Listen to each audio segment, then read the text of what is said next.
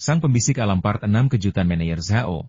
Hadiah untuk sang juara. Meskipun Ye Feng sudah waspada, dia tetap lengah terhadap Gu Duozi. Dia mengumpat dalam hati karena licik dan menghindari serangan senjata tersembunyi Gu Duozi dengan gerakan cepat. Namun, ruang di gua tebing ini terlalu sempit, hanya sekitar 20 meter panjangnya. Bahkan tidak cukup bagi rumput peluru ular untuk menggunakan kekuatan penuhnya sekali saja. Gu Duozi tanpa henti mengejar Ye Feng, melepaskan serangkaian teknik pedang bintang surgawi kecil yang licik dan misterius, dikombinasikan dengan cahaya pedang yang berkedip-kedip pada pedang panjangnya, dan menebas Ye Feng sekali lagi. Untungnya, teknik gerakan seperti ular milik Ye Feng cocok untuk pertarungan jarak dekat, dan lebih mudah untuk menggunakannya di ruang yang sempit seperti ini. Tiba-tiba, Ye Feng berputar, menghindari cahaya pedang yang telah memanjang hingga 5 kaki dari ujung pedang Gu Duozi. Dia meluncur menjauh, menciptakan jarak kecil, dan hendak melakukan serangan balik ketika sesuatu yang tak terduga terjadi. Ternyata Ye Feng baru saja berteleportasi ke stalagmit yang pecah di gua rahasia itu. Stalagmit yang pecah itu adalah salah satu yang digali Ye Feng karena dia mengira sumber cairan roh sumsum batu tidak diketahui. Namun, dia takut tidak akan ada lagi cairan roh sumsum batu setelah itu, jadi dia tidak berani menggalinya lagi. Ye Feng menghindar, tetapi tunas bambu yang patah dan mengeluarkan cairan spiritual sumsum batu itu adalah benda mati. Cahaya pedang Gu Duozi sepanjang 5 kaki menghantam tunas bambu yang patah itu dengan bunyi keras. Bang! Kerikil beterbangan kemana-mana. Rebung yang patah, termasuk pipa bambu besar yang digantung Ye Feng di sana, hancur berkeping-keping oleh cahaya pedang Gu Duozi, yang juga menciptakan lubang sedalam 1 meter. Hancur, Ye Feng dan Gu Duozi sama-sama terkejut. Dalam sekejap, cahaya pedang Gu Duozi tiba-tiba naik, dan dia melompat, memancarkan bintang-bintang dingin, dan dengan cepat mengarahkannya ke Ye Feng. Dia juga cemas dan langsung menggunakan jurus mematikan dari pedang bintang surgawi kecil, kilatan bintang surgawi. Hampir bersamaan, Ye Feng, yang sempat mendapat sedikit waktu istirahat, melayangkan pukulan. Jurus pamungkas dalam jurus tinju ilahi 5 gunung suci tingkat fana. Tingkat atas 5 gunung suci kembali menjadi 1. Bang bang bang bang. Ye Feng melepaskan serangkaian pukulan, beberapa jejak tinju esensi sejati berwarna cian murni menghantam cahaya pedang Gu Duozi. Alam Yuan sejati. Jejak kepalan tangan biru murni itu mengejutkan Gu Duozi. Dia berhasil menembusnya secepat ini, namun, saat cahaya pedang Gu Duozi bertabrakan dengan jejak tinju biru murni Ye Feng, ekspresi Gu Duozi berubah drastis, dan keterkejutan yang luar biasa muncul di matanya. Bagaimana ini mungkin? Cahaya pedang Gu Duozi hancur berkeping-keping oleh jejak tinju biru murni Ye Feng. Tidak hanya itu, kekuatan sisa dari jejak tinju biru murni tersebut memaksa Gu Duozi untuk mundur dan melarikan diri. Keterkejutan Gu Duozi dapat dimengerti. Ketika tingkat kultivasi setara, seni bela diri tingkat tinggi setara manusia biasa hampir tidak memiliki peluang untuk menang melawan seni bela diri tingkat rendah setara manusia biasa. Sekalipun mereka melakukannya, paling banter hasilnya akan seri, dan mereka tidak akan mampu unggul. Namun sekarang, justru itulah yang telah terjadi. Saat Gu Duozi terkejut, tubuh Ye Feng membungkuk dan melompat, dan dengan jurus rumput jentik ular, Ye Feng langsung menghantam pelukan Gu Duozi. Slap slap slap. Dengan ke-10 jarinya bergerak lincah seperti ular, dia dengan cepat mengetuk 30 kali dalam sekejap, melepaskan teknik tangan pemutus meridian ular untuk menyegel energi vital. Gu Duozi membeku, wajahnya memerah padam. Energi sejatinya melonjak, dan titik di mana Ye Feng baru saja menyentuh 36 jari meledak hebat. Gu Duozi dengan panik mengerahkan energi sejatinya untuk menembus tangan pencegah meridian ular roh milik Ye Feng. Namun, sudah terlambat. Seorang ahli bela diri di alam esensi sejati dapat mengalahkan musuh jika diberi kesempatan, meskipun hanya sesaat. Selain itu, Gu Duozi, yang meridiannya terputus dan energi vitalnya disegel, memberi Ye Feng lebih dari sekadar 1 atau 2 saat. Tepuk tangan. Dor dor dor. Sosok Ye Feng melesat, tinju dan telapak tangannya bagaikan pisau. Dalam sekejap, puluhan tinju yang dipenuhi energi sejati yang mengerikan menghantam titik-titik vital Gu Duozi. Dalam sekejap mata, Gu Duozi batuk darah, jatuh ke tanah, dan berada di ambang kematian. Bahkan dalam keadaan seperti ini, Ye Feng masih merasa gelisah. Dengan sekali gerakan tangan pemutus denyut ular miliknya, tangan dan kaki Gu Duozi terlepas dari cengkeramannya. Akhirnya, Ye Feng berpikir sejenak, lalu mengambil keputusan. Kilatan dingin muncul di matanya, dan dia menebas tenggorokan Gu Duozi dengan pukulan telapak tangan. Dalam sekejap itu, Ye Feng telah mengambil keputusan meskipun identitas Gu Duozi sangat mencolok, dia tetap harus membunuhnya hari ini. DLL. Dalam sepersekian detik antara hidup dan mati, Gu Duozi berteriak, "Tidak, jangan bunuh aku, adik Ye. Aku nomor 1 di peringkat bumi, dan aku sudah berada di bawah pengawasan para tetua sekte. Jika kau membunuhku, kau akan mendapat masalah besar." Jika aku tidak membunuhmu, aku akan mendapat masalah besar. Tidak, tidak, tidak, adik Ye, aku punya harta karun. Aku punya pil yang sangat berharga di kamarku. Aku akan menukar pil itu dengan nyawaku. Adik Ye, aku juga punya. Suara Gu Duozi terhenti tiba-tiba saat Ye Feng membelah tenggorokannya dengan satu pukulan telapak tangan. Uang memang menggiurkan. Dan meskipun janji-janji Gu Duozi sangat menggoda, Ye Feng tetap harus hidup untuk menikmatinya. Gu Duozi benar. Dengan statusnya sebagai nomor satu di peringkat bumi, dia hampir pasti akan menjadi murid inti di masa depan. Dia adalah murid inti yang sangat menjanjikan dan sangat dihargai oleh sekte tersebut. Kematian seorang murid inti biasa akan menyebabkan kegemaran besar di sekte Qiyun. Jika Gu Duozi, peringkat pertama di peringkat bumi, meninggal, guncangannya akan tak terbayangkan. Namun membunuh mereka bukanlah pilihan. Yang bisa dilakukan Ye Feng sekarang hanyalah menyelesaikan masalah ini di dalam gua rahasia di tebing ini. Adapun sisanya, Ye Feng hanya bisa berjudi, bertaruh pada motif egois Kodochi. Atau mungkin Gu Duozi adalah orang biasa dan tidak memberitahu siapapun tentang tindakannya hari ini. Adapun pengaturan Gu Duozi sebelumnya untuk mengirim orang ke puncak Baisong untuk menyelidiki Ye Feng sama sekali tidak khawatir bahwa seseorang tahu Gu Duozi mengawasi Ye Feng. Tingkat kultivasinya meningkat begitu pesat sehingga tidak heran dia menarik perhatian. Melihat mayat Gu Duozi yang menggeliat-geliat, Ye Feng tiba-tiba mulai bernapas berat. Perasaan aneh antara takut dan gembira muncul di hati Ye Feng secara bersamaan, menyebabkannya berkeringat dingin. Jika dilihat secara keseluruhan, ini adalah pembunuhan jarak dekat pertama yang sebenarnya dilakukan oleh Ye Feng. Terakhir kali aku membunuh Ma Hui dengan tendangan pedang dari jarak jauh, jaraknya terlalu jauh, jadi aku tidak merasakan apapun. Setelah menenangkan napasnya dan menyeka keringat dingin dari dahinya, Ye Feng berjalan menuju tunas bambu yang patah, yang kini menjadi perhatian terbesarnya. Aku penasaran apakah itu dirusak oleh Gu Duozi? Di sana, sebuah lubang besar kini telah terbuka akibat ledakan Gu Duozi. Tunas bambu yang patah yang dulunya mengalirkan cairan spiritual sumsum batu telah hancur lebur hingga ke akarnya oleh Gu Duozi. Tidak ada jejak tunas bambu atau cairan spiritual sumsum batu yang tersisa. Ye Feng menarik dan memungut puing-puing dengan sekuat tenaga, membersihkan area tersebut. Semakin dia membersihkan, semakin hatinya merasa cemas. Mungkinkah cairan roh sumsum batu telah dihancurkan oleh pedang Gu Duozi? Tiba-tiba, mata Ye Feng berbinar saat dia membersihkan puing-puing. Di dasar jurang itu, sebuah benda mirip permata, seukuran telur dan memancarkan cahaya biru samar, tiba-tiba muncul di hadapan mata Ye Feng. Yang sangat menarik perhatian adalah bagian kecil stalagmit yang terhubung dengan batu permata yang memancarkan cahaya biru samar. Saat ini, sedikit cairan biru merembes samar-samar dari stalagmit dan batu permata biru tersebut. Selain itu, sedikit cairan sari sumsum tulang juga merembes samar-samar dari bagian kecil stalagmit yang tersisa. Melihat ini, Ye Feng hampir yakin bahwa harta karun seukuran telur yang memancarkan cahaya biru samar itu adalah sumber dari cairan roh sumsum batu. Khasiat elisir sumsum batu sudah cukup ajaib. Jadi betapa ajaibnya harta karun yang menghasilkannya?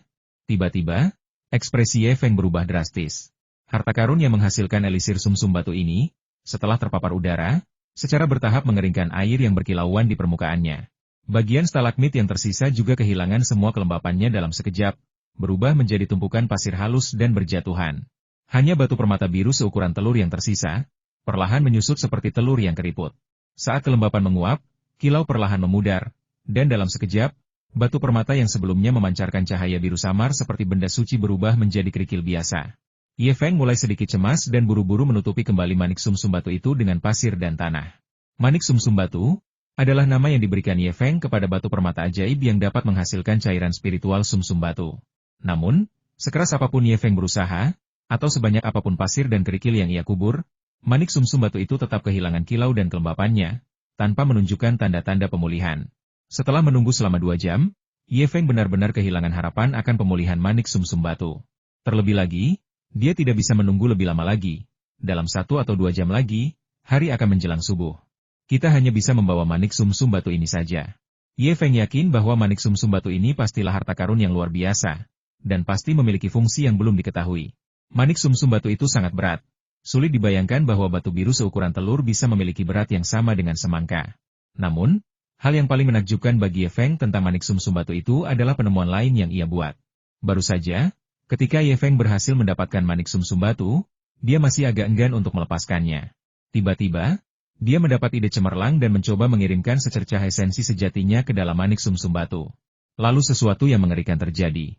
Saat secuil esensi sejati, lebih tipis dari sehelai rambut, dikirim ke manik sumsum batu itu seperti tong mesiu yang telah dinyalakan, dan kekuatan yang mengerikan dan dahsyat tiba-tiba menyembur keluar dari dalam manik sumsum batu. Inti sejati Ye Feng langsung hancur oleh kekuatan dahsyat di dalam manik sumsum batu, dan guncangan susulan dari serangan balik tersebut bahkan menyebabkan kerusakan signifikan pada meridian di telapak tangan Ye Feng. Anehnya, saat gumpalan esensi sejati yang dikirim Ye Feng hancur sepenuhnya oleh manik sumsum batu, kekuatan dahsyat di dalam manik sumsum batu yang sebelumnya mengejutkan dan menakutkan Ye Feng langsung mereda, menjadi setenang batu biasa. Setelah itu, Ye Feng masih dihantui rasa takut yang berkepanjangan. Untungnya, dia berhati-hati dan hanya mengirimkan jejak esensi sejati yang sangat tipis. Jika dia mengirimkan gelombang esensi sejati secara penuh, guncangan susulan dari serangan balik dahsyat dari manik sumsum batu itu akan dengan mudah menghancurkan lengannya. Jika terjadi kesalahan, nyawa Ye Feng bisa dengan mudah melayang. Manik sumsum batu ini benar-benar harta karun yang luar biasa. Kita harus menjaganya dengan baik. Mungkin akan berguna suatu hari nanti. Setelah dengan hati-hati menyimpan manik sumsum batu, Ye Feng memandang lubang besar yang telah dibelah oleh Gu Duozi, merasa agak kecewa. Elisir sumsum batu, dengan khasiatnya yang sangat ajaib, kini telah hilang. Namun, apa yang hilang di satu sisi mungkin bisa didapatkan di sisi lain. Mungkin saja manik sumsum batu ini adalah harta karun yang bahkan lebih luar biasa. Sebelum pergi, Ye Feng benar-benar perlu mengurus jenazah Gu Duozi, setidaknya menguburkannya. Tentu saja, sebelum menguburkannya, Ye Feng tidak akan mudah melepaskan barang-barang berharga yang ada di tubuh Gu Duozi. Gu Duozi membawa beberapa barang saja, sebotol pil sejati setengah padat, sebuah buku panduan kultivasi tingkat manusia rendah yang disebut pedang bintang surgawi kecil, dan 100 lembar emas, masing-masing bernilai 1 tael. Namun, barang yang paling berharga adalah 10 lembar uang perak dari Bank Blackwater, masing-masing bernilai 1000 tael. Selain itu, ada pedang panjang yang selalu dibawanya, dan jimat giok yang melambangkan status Gu Duozi sebagai murid luar. Pada akhirnya, setelah pertimbangan matang, Ye Feng hanya membawa pergi sebotol pil sejati setengah padat dan 100 lembar emas. Setelah membandingkan dengan saksama 10.000 tael uang perak itu, Ye Feng mendapati bahwa uang-uang itu tidak berbeda dengan uang perak yang ada di tangannya. Tanda-tandanya sama persis, bahkan nomor serinya pun acak. Ye Feng tetap memasukkannya ke dalam sakunya. Adapun buku panduan kultivasi tingkat manusia rendah yang paling berharga, teknik pedang bintang surgawi kecil, dan pedang panjang pribadi Gu Duozi, Ye Feng dengan patuh menguburnya bersama dengan jenazah Gu Duozi. Ye Feng cukup bijaksana dalam mengetahui apa yang boleh dan tidak boleh disentuhnya. Bahkan ketika Gu Duozi menyebutkan bahwa ada pil senilai puluhan ribu koin emas di kamarnya, atau bahkan harta karun yang lebih berharga, dia tidak terpikir untuk pergi ke kamar Gu Duozi. Ketika Ye Feng masih muda, ia sangat gemar membaca novel dan biografi di rumah. Terlalu banyak contoh dalam novel dan biografi tentang orang-orang kaya yang tidak sempat menikmati kekayaan mereka. Akhirnya, Ye Feng menatap token giok identitas Gu Duozi di tangannya, tidak yakin apa yang harus dilakukan dengannya. Setiap murid luar memiliki token giok identitas. Token giok identitas ini sangat magis. Ia dapat mencatat poin kontribusi murid luar kepada sekte dan bahkan dapat beresonansi dengan peringkat langit dan bumi. Konon, ia juga memiliki banyak fungsi magis lain yang tidak diketahui. Ye Feng tidak tahu kegunaan magis lain apa yang mungkin dimiliki oleh token giok identitas ini, jadi dia tidak berani membuangnya tanpa izin. Kesalahan sekecil apapun bisa menjadi masalah hidup dan mati bagi Ye Feng. Di sekte Qiyun, mereka yang menyakiti sesama murid akan dibunuh tanpa ampun. Setelah berpikir lama, Ye Feng tiba-tiba teringat sebuah gosip yang pernah didengarnya di ruang makan. Dikatakan bahwa seorang murid luar yang biasanya cukup eksentrik telah meninggal di gunung belakang selama setengah tahun, dan tubuhnya telah membusuk tanpa ditemukan. Akhirnya, melalui token giok identitas yang tersisa itulah identitas murid luar ini dapat dipastikan. Jika gosip ini benar, itu berarti satu hal sebuah token giok identitas yang utuh sempurna tidak memiliki fungsi untuk memberitahu pemegang sekte tentang hidup atau mati. Setelah hal ini dikonfirmasi, Ye Feng dapat menutupi kematian Gu Duozi untuk jangka waktu tertentu, asalkan satu hal lagi dikonfirmasi. Setelah dengan hati-hati membersihkan semua jejak dari gua rahasia di tebing, Ye Feng, sambil membawa jimat giok identitas Gu Duozi, diam-diam meninggalkan tempat itu. Ye Feng meninggalkan puncak Baisong tanpa memberitahu siapapun. Ketika dia tiba di puncak Donglai dan melihat nama Gu Duozi yang bersinar di peringkat bumi, napas terakhir Ye Feng, yang selama ini tertahan, akhirnya mereda. Sekalipun seorang murid luar meninggal, selama token giok identitas mereka tetap ada, nama mereka tidak akan hilang dari peringkat bumi. Dengan cara ini, kematian Gu Duozi tidak akan diketahui oleh sekte untuk waktu yang singkat. Semakin lambat sekte tersebut mengetahui situasinya, semakin aman Ye Feng. Keesokan harinya, Ye Feng memberitahu Diakon Liu dari puncak Donglai Shengwan, lalu mengemasi barang-barangnya dan meninggalkan sekte Qiyun, memulai perjalanan pulang. Sekte Qiyun terletak di pegunungan Qiyun, sekitar 4.000 mil jauhnya dari kampung halaman Ye Feng, Kabupaten Jincheng, Prefektur Wuan. Terlebih lagi, jalannya terjal, dan jika seseorang melakukan perjalanan dengan berjalan kaki, akan membutuhkan waktu setidaknya 1 bulan untuk kembali, yang akan menjadi pemborosan waktu yang sangat besar. Untungnya, di sebuah kota kecil di kaki Gunung Sektekiun, terdapat kuda-kuda yang dapat melintasi gunung semudah di tanah datar yang dijual. Ye Feng menghabiskan 2.000 tael perak untuk membeli seekor kuda bertanduk perak putih dengan 1 tanduk di kepalanya untuk membantunya bergerak. Kuda Silverhorn adalah jenis kuda dengan garis keturunan binatang iblis yang sangat langka. Selama ribuan tahun, manusia di benua sejati yang mendalam secara bertahap telah menjinakkan kuda yang sangat kuat ini, yang dapat melintasi pegunungan semudah berjalan di tanah datar. Namun, bukan hanya harga kuda bertanduk perak ini yang tinggi, tetapi memberi makan kuda ini juga membutuhkan biaya yang sangat besar, yaitu hampir 1 tael perak untuk daging dada setiap hari, yang bukanlah sesuatu yang mampu dibeli oleh orang biasa.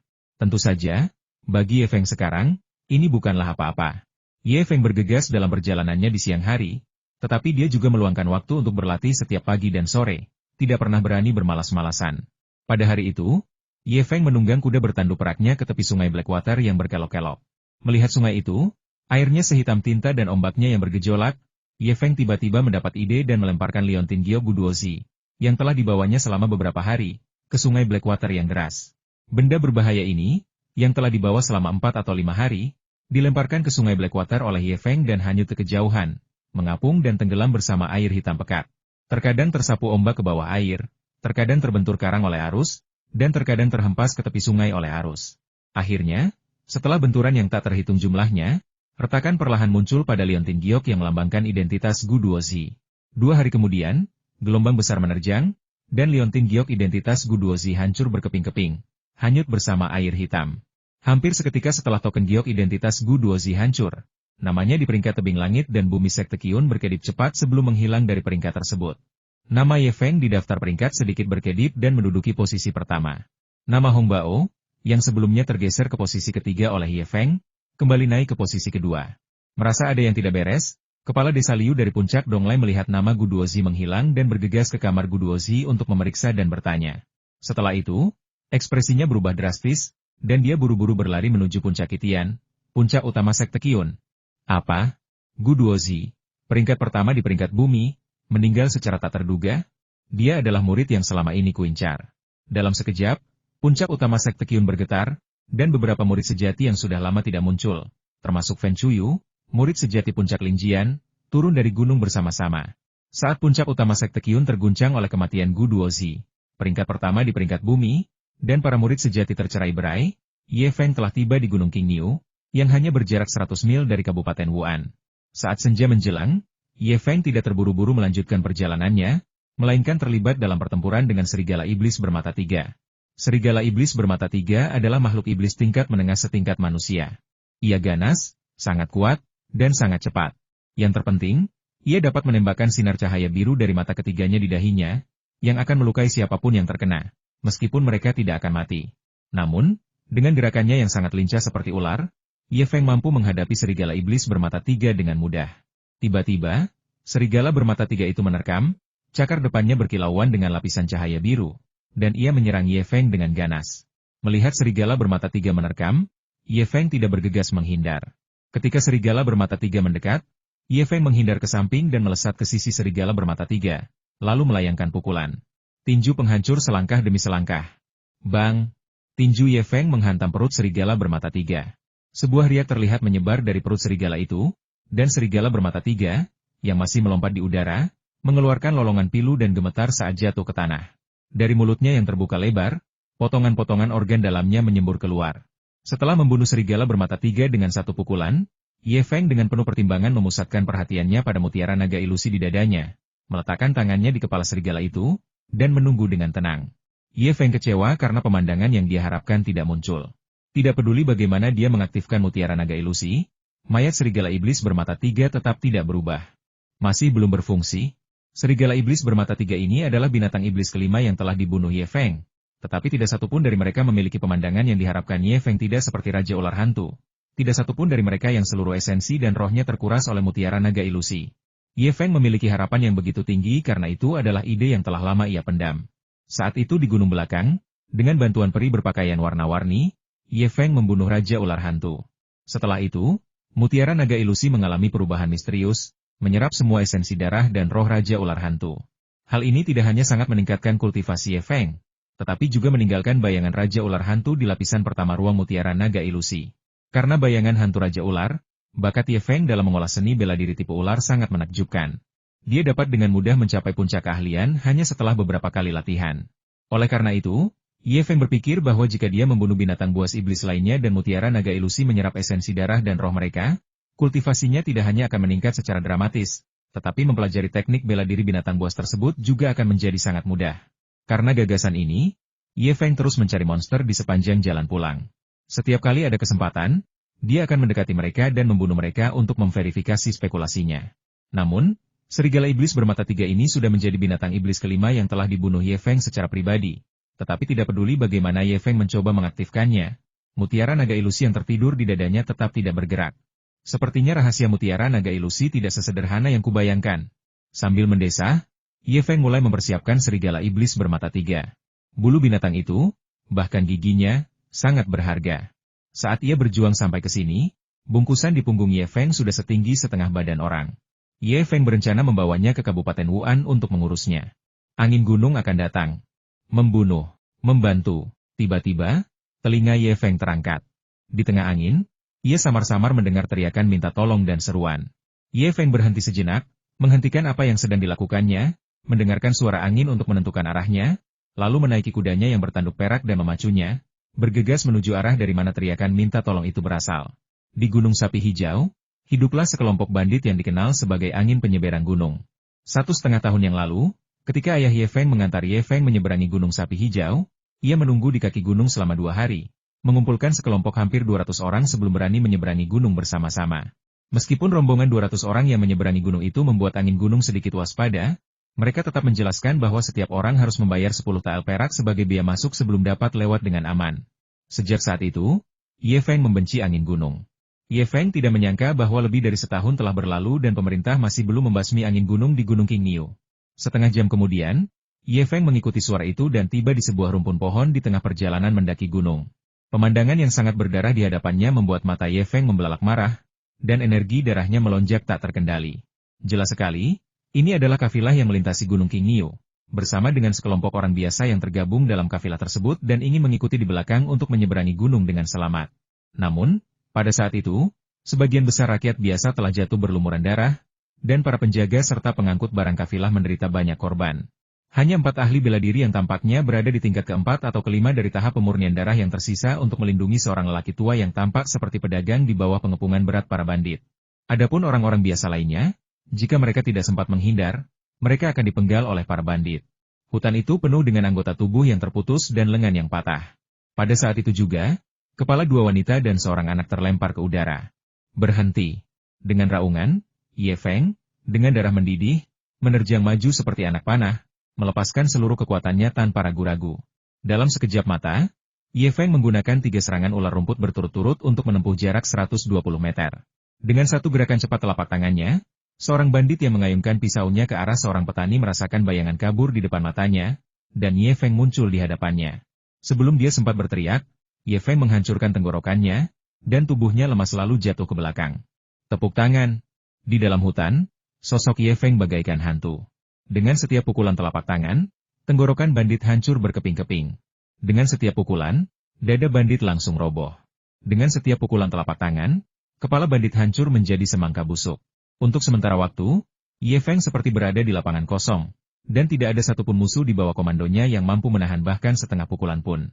Tuan ketiga, lihat. Ada musuh tangguh datang.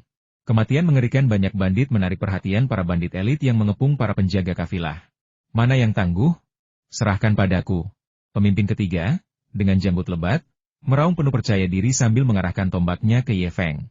Saat pemimpin ketiga mengarahkan tombaknya ke Ye Feng, dia gemetar hebat. Esensi sejati biru murni? Ya Tuhan, seorang ahli alam esensi sejati? Dengan teriakan kaget, pemimpin ketiga menjatuhkan tombaknya dan berbalik untuk lari, menyalurkan semua sisa energi sejati birunya yang samar ke kakinya. Namun, Ye Feng, yang sudah menyadari keberadaannya, tidak akan membiarkannya pergi hidup-hidup. Wus! Ye Feng mengabaikan kekuatannya sendiri dan terus menggunakan teknik rumput peluru ular.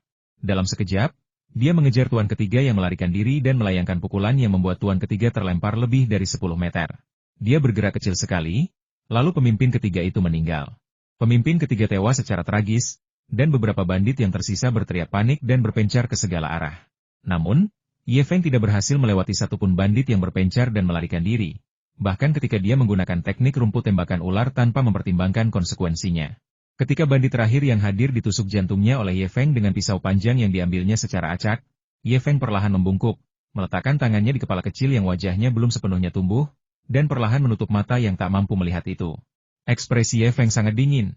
Ini adalah kepala seorang anak laki-laki yang belum genap berusia 10 tahun, dengan kepang rambut yang mencuat lurus. Namun kini kepalanya terpisah dari tubuhnya, dan matanya yang polos terbuka lebar, dipenuhi rasa takut. Mereka bahkan membunuh anak-anak yang tidak bersalah. Para bandit ini pantas mati. Terima kasih banyak, pahlawan muda, karena telah menyelamatkan hidupku. Terima kasih, pahlawan muda.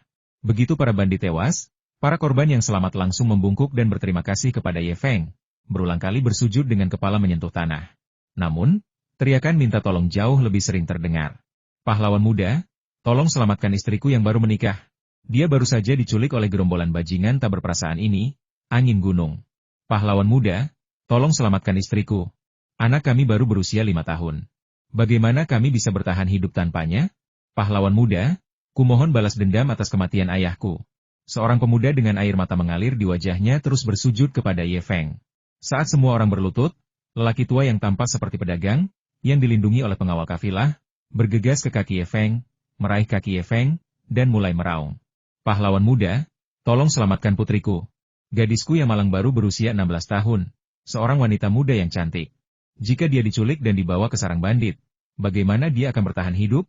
Pahlawan muda, aku akan memberimu 10.000 tael emas tidak, setengah dari seluruh kekayaanku, kekayaan Hibanceng jika kau bisa menyelamatkan putriku. Aku telah memilikinya di masa tuaku. Cukup. Raungan marah Ye Feng mengejutkan kerumunan yang menangis dan berteriak. Bahkan, seandainya orang-orang ini tidak datang meminta bantuan kepada Ye Feng, yang kini diliputi amarah, tetap akan menyerbu benteng gunung itu. Orang-orang ini terlalu berisik, Ye Feng perlu mencari arahan dari mereka. Ke arah mana letak benteng pegunungan Guo Shanfeng? Ikuti jalan ini lurus ke depan, melewati punggung gunung, dan kau akan sampai ke benteng mereka. Aku pernah membayar upeti kepada mereka sebelumnya, jadi aku mengenalinya, kata lelaki tua itu dengan tergesa-gesa. Ada berapa orang di antara para bandit gunung itu? Siapa yang terkuat? Ye Feng tidak terburu-buru bertindak, tetapi bertanya dengan hati-hati. Dia tidak bisa bertindak gegabah saat menyerbu sarang para bandit.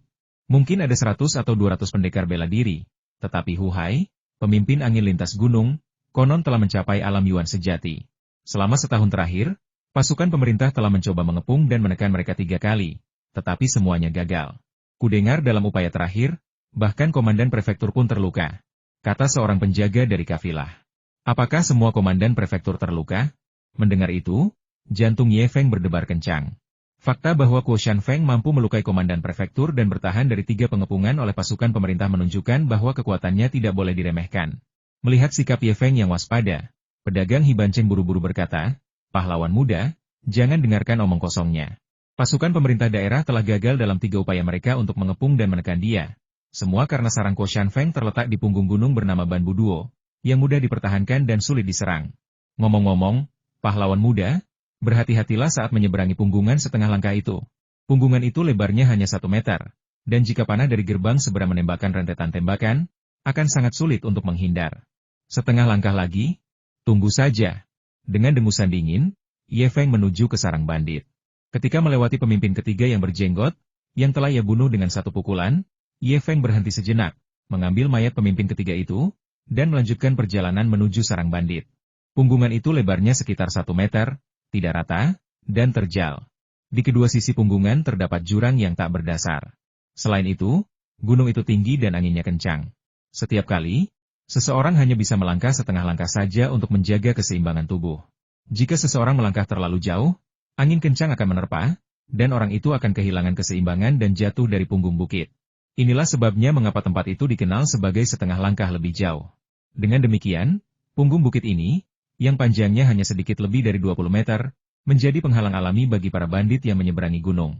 Saat Ye Feng tiba di Ban Buduo, hari sudah gelap gulita, dan pegunungan serta hutan tampak semakin suram. Setelah melihat pemandangan panorama dari setengah langkah lebih tinggi itu, Ye Feng tersentak kaget. Setengah langkah lebih tinggi ini terlalu berbahaya. Meskipun teknik rumput peluru ular miliknya sekarang dapat menempuh jarak 40 meter dengan sekali lompatan, Ye Feng tidak yakin bahwa dia dapat menggunakannya dengan aman di setengah langkah lebih tinggi ini. Punggungan gunung itu tidak rata, dengan bagian tersempit hanya berjarak setengah langkah. Di dekat gerbang, para bandit telah memasang jaringan ranjau paku yang rapat. Jika Anda terburu-buru menyeberang, sedikit salah langkah akan membuat Anda jatuh terguling ke jurang. Dengan tangan kirinya, Ye Feng mengangkat pemimpin ketiga yang berjenggot itu dari belakang lehernya, menyebabkan kepalanya yang terkulai langsung tegak. Dengan tangan kanannya, dia mencengkeram punggung bawah pemimpin ketiga itu, menyusut di belakangnya, dan memanipulasi mayat pemimpin ketiga itu untuk melangkah setengah langkah ke depan, perlahan-lahan maju menuju sarang angin gunung. Siapakah dia? Bicaralah lebih keras, atau aku akan menembakkan panah. Begitu Ye Feng melangkah sedikit lebih dari setengah langkah, para bandit di hadapannya melihat Ye Feng, atau lebih tepatnya, melihat pemimpin ketiga yang berjenggot itu, dan segera mulai menginterogasinya.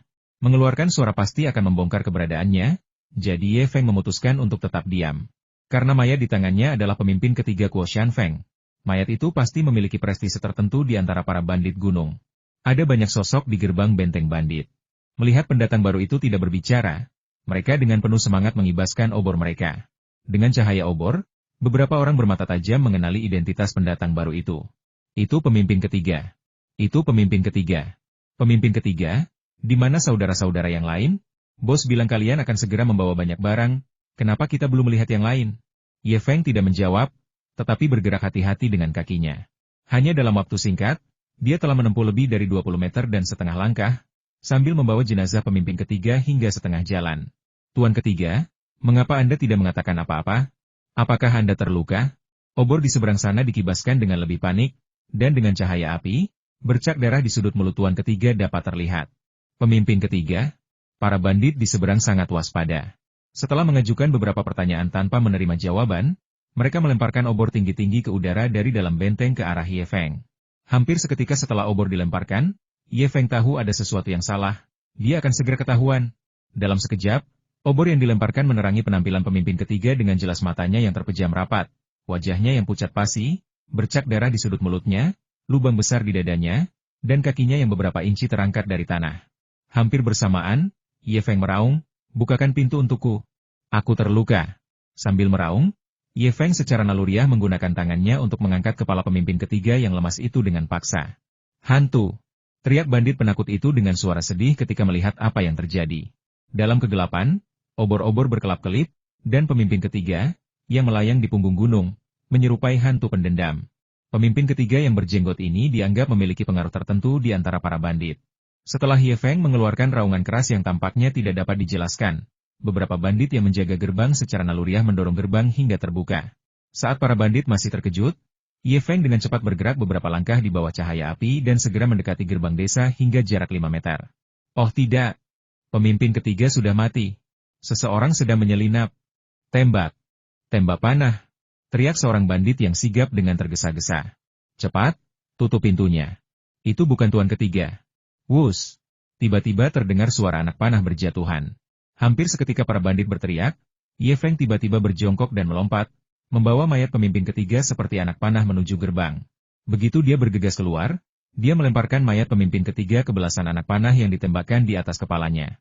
Tinju Ye Feng sudah dipenuhi energi sejati, dan dia menghantamkannya ke gerbang. Bang! Serpihan kayu beterbangan kemana-mana. Tinju Ye Feng menghantam gerbang kayu seperti alat pendobrak, tidak hanya menghancurkannya tetapi juga menciptakan 2 lubang besar di dalamnya. Keempat bandit yang menjaga gerbang itu terlempar ke belakang, muntah darah. Begitu memasuki gerbang desa, obor-obor bertebaran di mana-mana, dan pemandangan langsung terbuka. Bahaya jatuh dari tebing kapan saja telah hilang. Ye Feng bergerak cepat dan segera menyerang 2 bandit yang hendak menembakkan panah ke arahnya. Dengan gerakan lembut dan cepat, dia menangkap kedua anak panah di tangannya, menerjang ke depan, dan menusukkannya ke dada kedua bandit itu. Dalam sekejap, Ye Feng bagaikan harimau di antara domba, membantai para bandit hingga mereka meraung ketakutan, dan beberapa bahkan berlutut memohon ampun. Ye Feng tidak menunjukkan belas kasihan, dengan kejam membunuh semua bandit, baik mereka yang berada di tingkat ketiga atau keempat pemurnian darah maupun bandit biasa yang hanya mengetahui sedikit ilmu bela diri.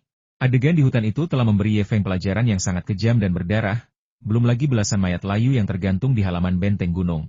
Saat itu juga, segala sesuatu membuat hati bocah itu sekeras besi. Ye Feng tidak membunuh semua bandit di pintu masuk benteng. Dia membiarkan dua orang hidup dan membiarkan mereka melarikan diri ke dalam benteng. Ye Feng hanya mengikuti dari dekat. Di sepanjang jalan, kedua bandit yang telah diampuni oleh Ye Feng berteriak-teriak histeris, dan sesekali, para bandit yang mendengar keributan tetapi tidak tahu apa yang sedang terjadi bergegas mendekat. Namun, di hadapan Ye Feng sekarang, makhluk apapun di bawah alam Yuan sejati tidak akan bertahan setengah ronde pun di bawah tangan Ye Feng.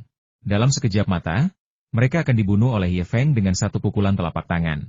Mereka mengikuti Ye Feng ke beberapa rumah yang tidak begitu jelas. Saat mereka melewati salah satu rumah, seorang bandit yang bahkan tidak mengenakan celana tiba-tiba melompat keluar dan menebas Ye Feng dengan pisaunya. Pedang besar itu diselimuti lapisan energi sejati berwarna biru pucat yang tebal, seolah-olah berisi air. Tanpa melihat pun, Ye Feng melepaskan jurus tinju ilahi 5 gunung dari kejauhan. Bahkan sebelum tinju itu tiba, jejak tinju berwarna cian itu menghancurkan kepala bandit tersebut menjadi potongan-potongan yang berantakan. Tuan kedua.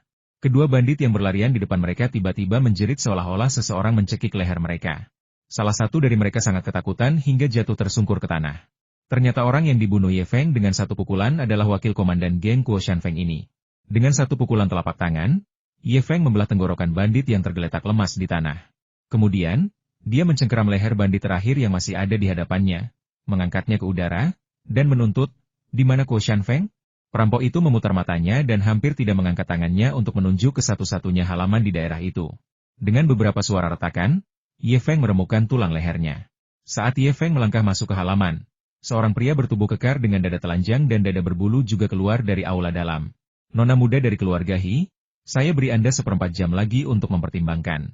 Jika Anda tunduk kepada saya, Kuo Shanfeng, saya sama sekali tidak akan mempermalukan Anda, dan bahkan ayah Anda akan sangat diuntungkan. Setelah saya mengurus lalat ini, jika Anda masih bersedia, jangan salahkan saya jika saya menggunakan kekerasan."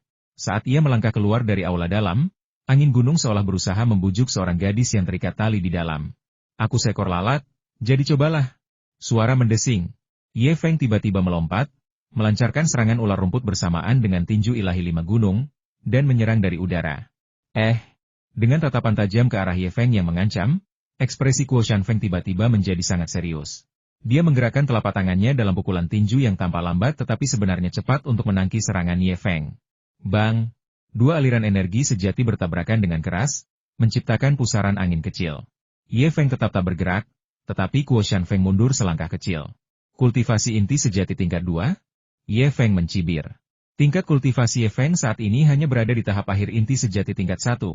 Tetapi dengan inti sejati yang sangat murni, satu-satunya orang yang dapat melawannya secara langsung adalah mereka yang berada di inti sejati tingkat 2 atau bahkan lebih kuat. Kuo Shanfeng tiba-tiba mengerutkan kening, cukup terkejut dengan kekuatan Ye Feng. "Saudaraku, kau dari geng mana? Kenapa kau mengganggu wilayahku? Kami sama sekali tidak menyinggungmu. Tunjukkan jalannya. Dan aku, Kuo Shanfeng, tidak akan ragu untuk melawan." Setelah menderita kerugian kecil dalam satu gerakan, mata Kuo Shanfeng berbinar. "Aku menginginkan kepalamu. Maukah kau memberikannya padaku?" Ye Feng mencibir. "Nak, jangan tidak tahu berterima kasih. Aku bahkan tidak menganggap tingkat kultivasimu sebagai ancaman. Sebaiknya kau tahu tempatmu." "Benarkah? Kalau begitu ayo." Dengan raungan, Ye Feng menerjang maju seperti angin puting beliung, melepaskan teknik tinju petir macan tutul guntur yang baru saja dipelajarinya. "Dasar bajingan tak tahu terima kasih." Kuo Shanfeng meraung, posisi tinjunya berubah. Posisi tinju yang tampak lambat namun sebenarnya cepat yang ia gunakan untuk menghadapi jurus mematikan Ye Feng kembali menyerangnya. Namun, kali ini, Kuo Shanfeng mengeksekusi posisi tinju yang tampak lambat namun sebenarnya cepat itu dengan keterampilan yang lebih tinggi. Teknik tinju itu tampak lambat tetapi sebenarnya cepat, terus-menerus, dan tanpa henti. Dengan kekuatan awal yang selalu diikuti oleh kekuatan selanjutnya, seperti gelombang. Sementara itu, esensi sejati angin gunung bahkan berubah menjadi biru pucat seperti air, menunjukkan bahwa teknik tinju itu sangat terampil. Yang lebih buruk lagi adalah begitu teknik pukulan semacam ini mengenai sasaran, pukulan itu menjadi lengket dan terus-menerus, membuat seseorang merasa terjebak dalam lapisan medan gaya aneh yang terus-menerus, membuat setiap gerakan tidak nyaman dan mencegah seseorang untuk mengerahkan kekuatan sepenuhnya. Teknik tinju yang digunakan Kuo Shanfeng jelas merupakan keterampilan bela diri tingkat menengah manusia. Ekspresi Ye Feng semakin serius. Baik itu tinju ilahi 5 gunung, tinju petir macan tutul, atau tinju penghancur selangkah, tak satu pun dari mereka mampu menembus kekuatan tinju Shanfeng yang terus-menerus. Bahkan, medan kekuatan yang terus-menerus itu mampu menahan teknik tinju Ye Feng. Seandainya Ye Feng tidak mengandalkan esensi sejatinya yang sangat murni, yang memungkinkannya melampaui Xian Feng dalam esensi sejati, Ye Feng mungkin akan dikalahkan.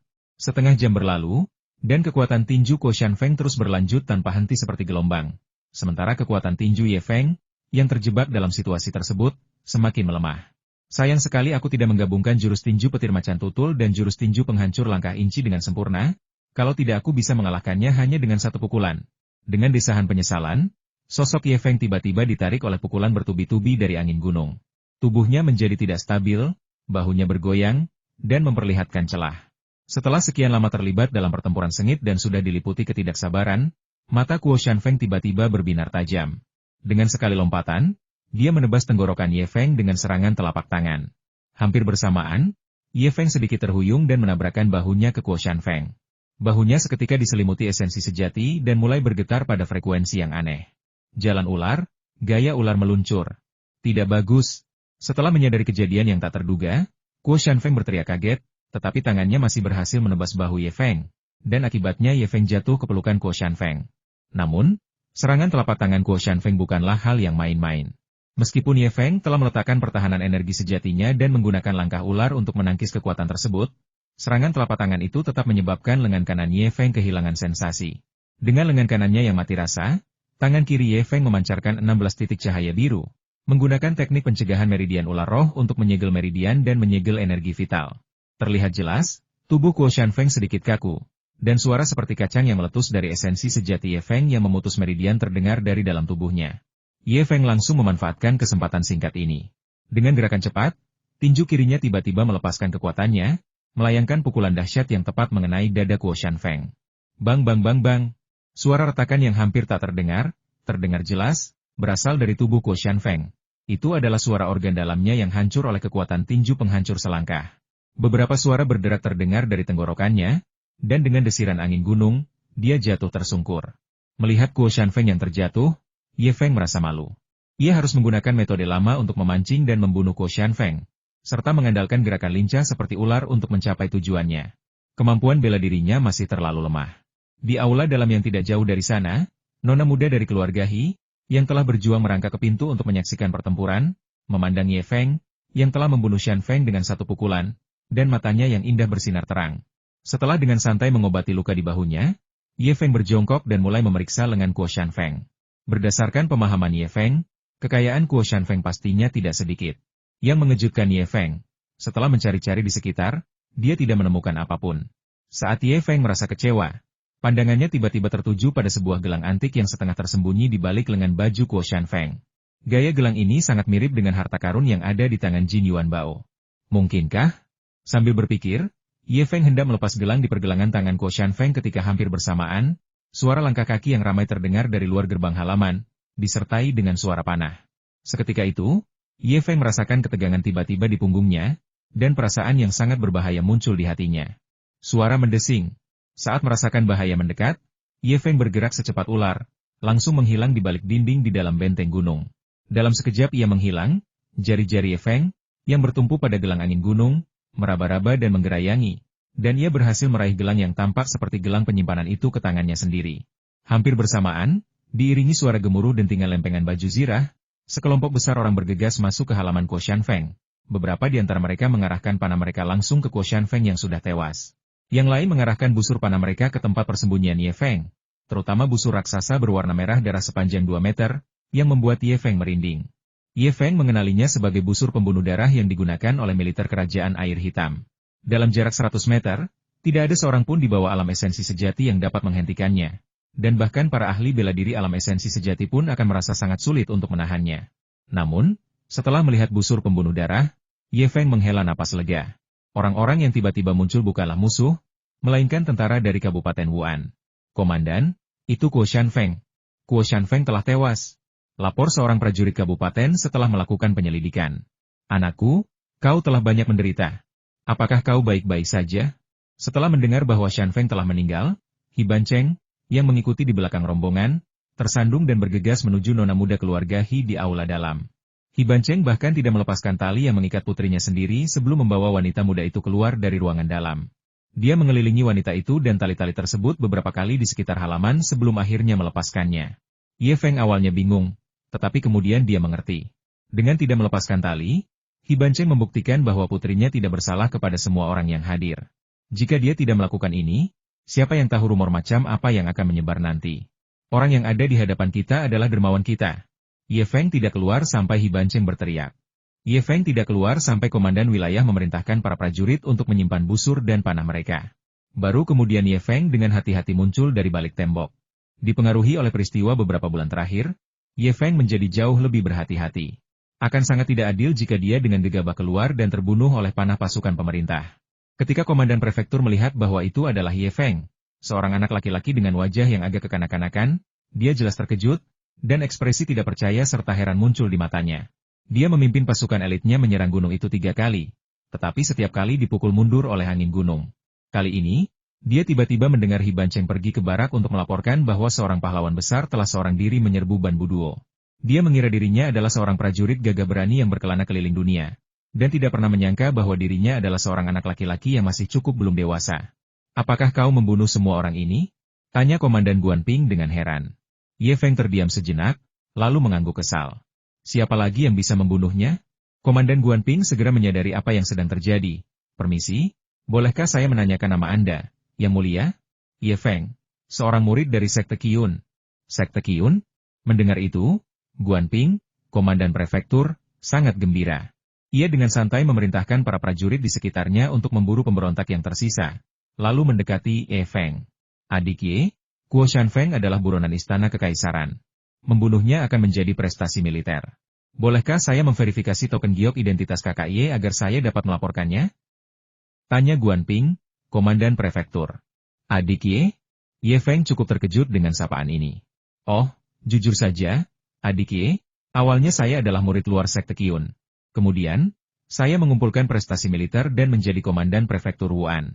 Saya malu mengakui bahwa kultivasi saya tidak memadai, dan angin gunung ini sangat licik, itulah sebabnya mereka telah mengamuk di wilayah ini begitu lama tanpa dapat dimusnahkan," kata Guanping. Setelah mendengar itu, Ye Feng sangat gembira mengetahui bahwa mereka adalah sesama murid dan segera menyerahkan token giok identitasnya agar Guanping dapat memeriksanya. Setelah melihat ini, Guanping dipenuhi rasa takjub, "Adikku benar-benar nomor 1 di peringkat bumi." Mendengar itu, Ye Feng juga terkejut sejenak, tetapi kemudian dia mengerti. Gu Duozi, nomor 1 di peringkat bumi, telah tamat, jadi peringkatnya secara alami akan naik. Hi Bancheng, yang selalu menghibur putrinya, tiba-tiba mendapat ilham. Peringkat langit dan bumi Sekte Qiyun sangat terkenal di seluruh kerajaan air hitam. Ye Feng ini adalah nomor 1 di peringkat langit dan bumi dan masih sangat muda.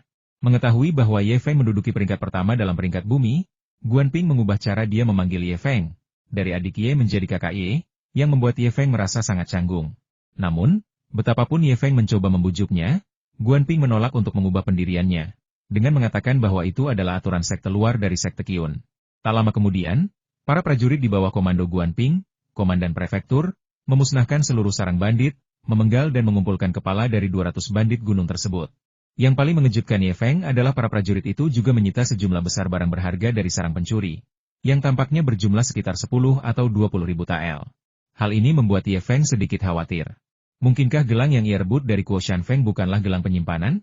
Sedikit sekali, Guanping, komandan prefektur, dengan santai menendang tumpukan barang berharga itu, alisnya berkerut. Orang bilang Kuo Shanfeng boros, dan itu benar. Tahun lalu dia merampok seluruh kekayaan keluarga Wang yang kaya raya di Kabupaten Moshui, yang konon bernilai ratusan ribu tael perak. Dalam waktu kurang dari setahun, semuanya telah dihamburkan. Mendengar itu, hati Ye Feng bergejolak. Tampaknya gelang di tangannya kemungkinan besar adalah gelang penyimpanan. Tiba-tiba, Guanping, komandan prefektur, menarik Ye Feng ke samping dan, dengan wajah khawatir, bertanya, "Kakak Ye, ada sesuatu yang ingin saya bicarakan dengan Anda." "Ada apa? Tolong bicara. Kakak Ye, tidak bisakah kita berbagi setengah dari kemampuan militer ini?" Melihat perubahan ekspresi Ye Feng, Guanping buru-buru menjelaskan, "Kakak Ye, kau tidak tahu. Kita telah menyerang gunung angin ini 3 kali, dan banyak saudara yang tewas atau terluka. Jika kita bisa mendapatkan beberapa jasa militer sekarang, kompensasi untuk saudara-saudara itu bisa lebih besar. Lagi pula, jika membasmi angin gunung ini tidak ada hubungannya dengan kita, aku khawatir posisiku sebagai komandan prefektur akan berakhir." Sambil berbicara, Guanping merobek pakaian Ye Feng, memperlihatkan luka dalam yang memperlihatkan tulang di tengahnya. "Kakak Ye, bukan berarti kami tidak berusaha sebaik mungkin. Aku hampir kehilangan nyawaku di sini. Ngomong-ngomong, Kau bisa ambil setengah dari hasil rampasan hari ini. Bagaimana kalau kau bantu aku? Ye Feng sangat tersentuh oleh luka itu. Dia tidak peduli dengan prestasi militer. Itu bukan urusannya. Jadi dia mengangguk setuju. Setelah membakar sarang bandit, Kapten Guanping memimpin anak buahnya kembali ke hutan kecil dengan membawa kepala para pencuri. Para penyintas di hutan itu, sebagian sedih, sebagian gembira. Semuanya bersujud kepada Ye Feng, sang dermawan, sebelum pergi. Hanya anak laki-laki yang telah kehilangan ayahnya lebih dulu yang tampak bingung setelah buru-buru menguburkan jenazah ayahnya. Ayahku awalnya berkata akan mengirimku ke Sekte Qiyun untuk menjadi murid rendahan, tapi aku tidak pernah menyangka. Mendengar pertanyaan Ye Feng, pemuda itu tak kuasa menahan rasa sedih. Apakah kau memiliki bakat garis keturunan untuk menjadi murid rendahan? Tanya Ye Feng. 3 meridian kelas atas. Setelah mendengar jawaban itu, Ye Feng dengan santai menyerahkan 500 tael perak kepada pemuda itu. Pergilah. Gunakan ini sebagai biaya perjalanan. Pergilah ke Sekte Qiyun dan jadilah murid rendahan. Berlatihlah dengan tekun dan jangan lupakan hari ini. Bocah itu terkejut, tidak mengerti maksud Ye Feng. Hanya dengan kekuasaan yang lebih besar, seseorang dapat benar-benar mengendalikan takdirnya sendiri. Ketika Ye Feng mengucapkan kata-kata itu kepada anak laki-laki tersebut, ia tiba-tiba mendapat pencerahan. Ia tiba-tiba mengerti apa yang selama ini ia kejar dengan tekad kuat untuk masuk ke Sekte Qiyun. Ini adalah kekuatan. Ini adalah kebebasan, ini adalah menguasai takdir sendiri. Seperti gadis yang pernah kulihat sekilas di masa kecilku, melayang bebas di langit. Dalam perjalanan menuruni gunung, Ye Feng dan Guanping mengobrol santai, dan hal yang paling banyak dibicarakan tentu saja adalah proses Ye Feng membunuh Guo Shanfeng, yang sangat menarik perhatian Guanping. "KKI, bagaimana kau berhasil menembus teknik telapak kapas Guo Shanfeng? Aku menderita kerugian besar akibat teknik telapak kapas orang itu," tanya Guanping. "Pan Sui Mian Sang?" Ye Feng terkejut. Apakah itu teknik telapak tangan dari aliran tinju Guo Shanfeng yang tampak lambat tetapi sebenarnya cepat, berkelanjutan, dengan kekuatan awal yang tidak pernah berhenti dan kekuatan selanjutnya yang terus-menerus menghantam? Ya, ini teknik telapak tangan. Apa kau tidak tahu? Ye Feng menggelengkan kepalanya. Aku tidak tahu. Teknik telapak tangan ini terlalu merepotkan. Aku hanya berhasil mematahkan serangannya dengan menggunakan strategi saling melukai. Kalau tidak, aku pasti sudah kalah. Apa? Kau tahu asal-usulnya? KKI, Anda mungkin belum mengenal dunia ini, jadi Anda mungkin tidak tahu bahwa telapak kapas air ini adalah jurus andalan Sekte Li Sui. Jurus ini hanya diajarkan kepada murid-murid elit, dan sangat ampuh, kata Guanping. Ye Feng tahu bahwa Sekte Li Sui adalah sekte yang kuat di antara banyak sekte di Kerajaan Air Hitam, dan dalam beberapa tahun terakhir sekte itu telah menunjukkan tanda-tanda akan menjadi sekuat Sekte Qiyun. Lalu bagaimana Guo Shanfeng mempelajari jurus khas Sekte Li Sui? Tanya Ye Feng, agak bingung. KKI, kau tidak tahu. Guo Shanfeng ini adalah murid yang diasingkan dari Sekte Li Sui. Dia mengembara di dunia persilatan selama beberapa tahun sebelum datang ke sini untuk menjadi buronan. Karena mereka orang buangan, mengapa kau tidak mengundang seseorang dari Sekte Li Sui untuk membereskan kekacauanmu sendiri? Tanya Ye Feng. Ya, mereka mengundang mereka. Siapa bilang tidak? Prefek mengirimkan 5 dokumen resmi, tetapi Sekte Li Sui sama sekali tidak menanggapi. Sekte Li Sui ini benar-benar menjijikan. Secara naluriah, Ye Feng merasakan rasa jijik terhadap Sekte Li Sui. Karena sudah terlambat untuk mencapai Kabupaten Wuan, Ye Feng dan warga sipil yang selamat harus bermalam di kamp militer Komandan Guanping. Tentu saja, Ye Feng, sebagai pahlawan besar, menerima perlakuan berbeda dari yang lain. Dia hanya memiliki 1 tenda militer untuk ditempati.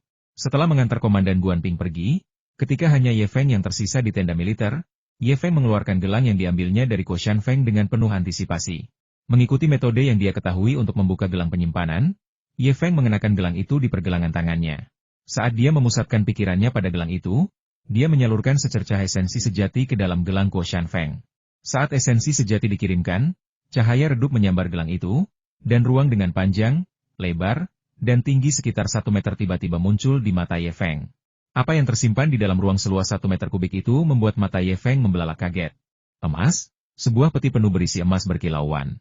Di dalam gelang penyimpanan Guo Shanfeng, benda yang paling menarik perhatian adalah sebuah kotak berisi emas berkilauan.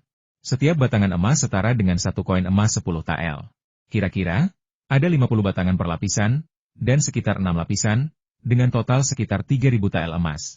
3.000 tael emas setara dengan 30.000 tael perak, jumlah yang sangat besar yang hampir sama dengan seluruh kekayaan yang dimiliki Ye Feng saat ini.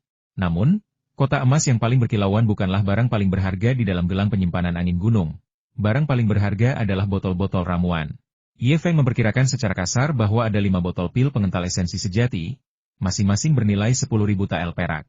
Kelima botol pil ini saja bernilai total 50.000 tael perak.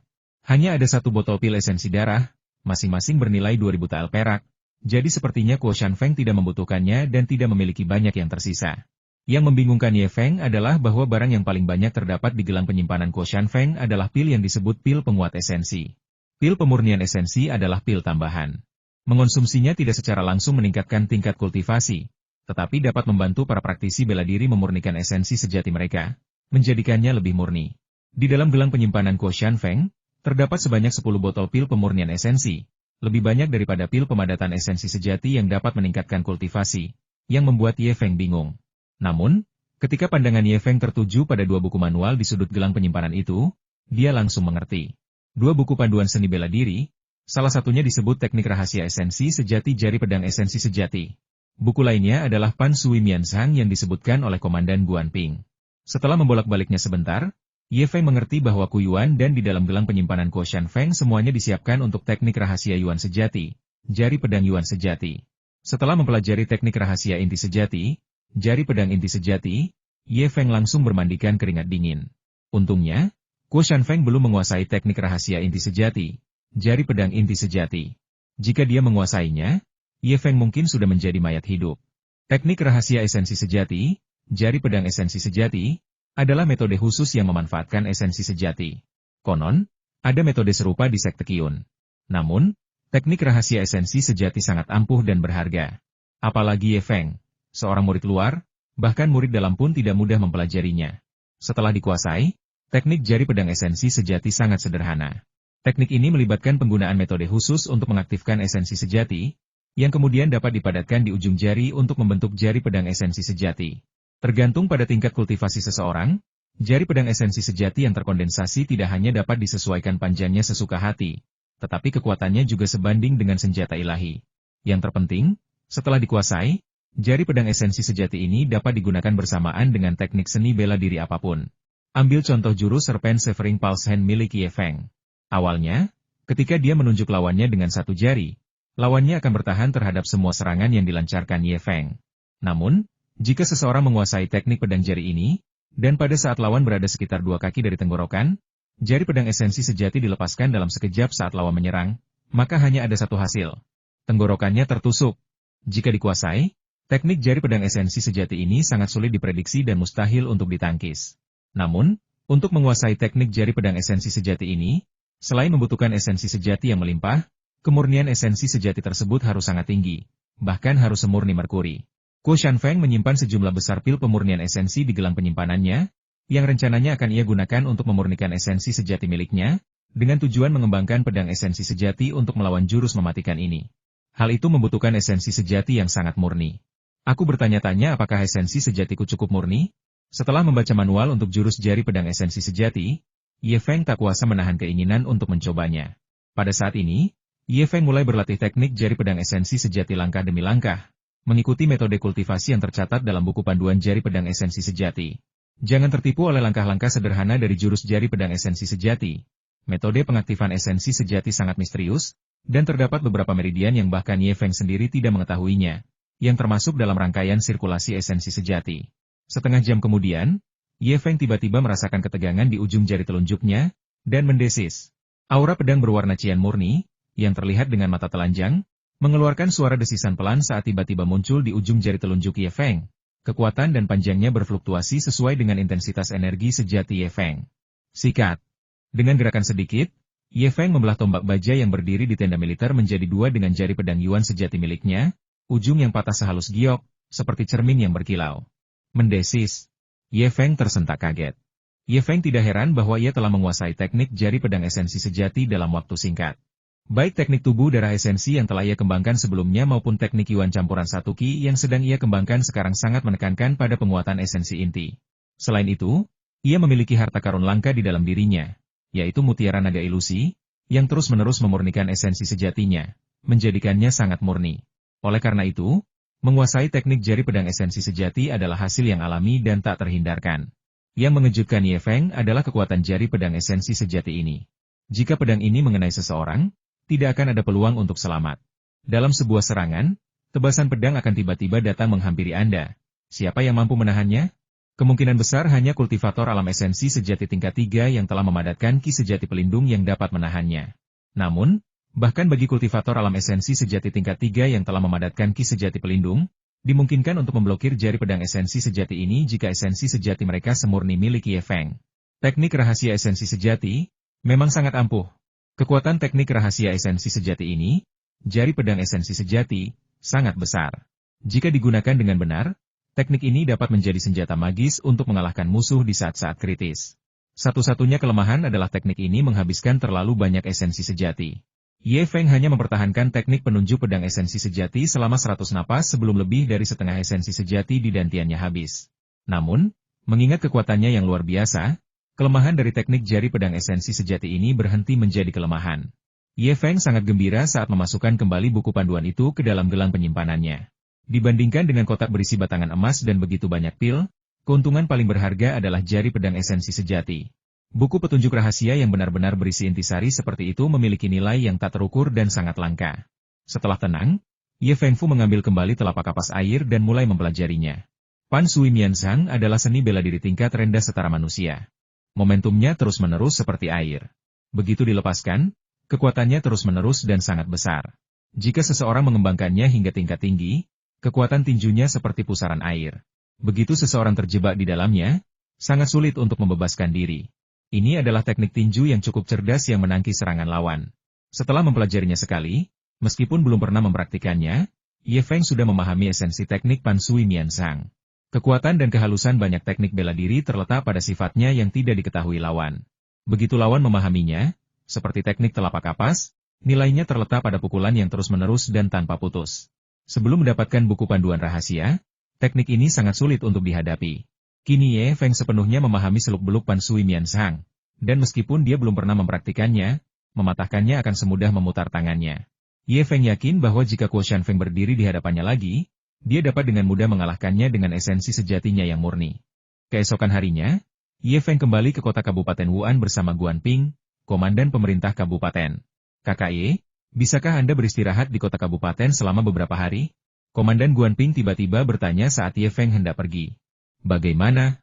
Kakak Ye, begini selain prestasi militer, membunuh Shanfeng juga mendatangkan hadiah dari prefektur. Namun, penerbitan hadiah tersebut membutuhkan persetujuan dan stempel prefek. Sayangnya, prefek sedang pergi untuk memeriksa pemerintahan kabupaten, jadi Anda harus menunggu beberapa hari. Hadiah buronan? Saudara-saudaraku telah menderita banyak korban. Aku tidak butuh hadiah buronan ini. Aku akan memberikannya kepada saudara-saudaraku. Ye Feng juga masih muda dan bersemangat. Hanya dalam setengah hari, dia telah akrab dengan para prajurit prefektur. Kapten Guan Ping tersipu dan buru-buru menggelengkan kepalanya. Saudara Ye sudah berbuat lebih dari cukup dengan berbagi jasa militer dengan saudara-saudaranya. Jika kita mengambil hadiahnya, apakah kita masih manusia?